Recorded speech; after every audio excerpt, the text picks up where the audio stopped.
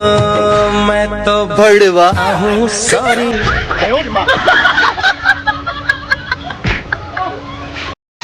हाँ बोला था हम आपको खिलाएंगे, तो मैंने कहा मैं नहीं खाऊंगी। क्या खिलाएंगे? बीफ। मैंने कहा मैं जिंदगी में नहीं खाऊंगी। ये क्यों? मर जाऊंगी लेकिन मैं कभी नहीं खाऊंगी। तो नहीं, हम आपको खाना भी पड़ेगा और बनाना भी पड़ेगा, ऐसा कहते थे। तो मैंने बोला ये तो मैं कभी नहीं कर पाऊंगी। ठीक है, प्यार प्यार हम लोग का रिश्ता एक अलग है, बट ऐसा मतलब ये नहीं है कि मैं ये सब चीजें खाऊं पीऊं।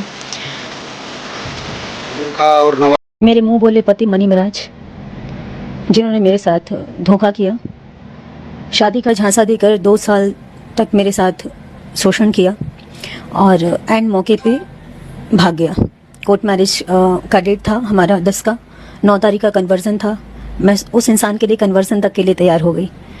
और मतलब क्योंकि मैं शुरू से ये सब हिंदू मुसलमान जात पात मैं नहीं मानती थी, लेकिन उस इंसान ने ये साबित कर दिया।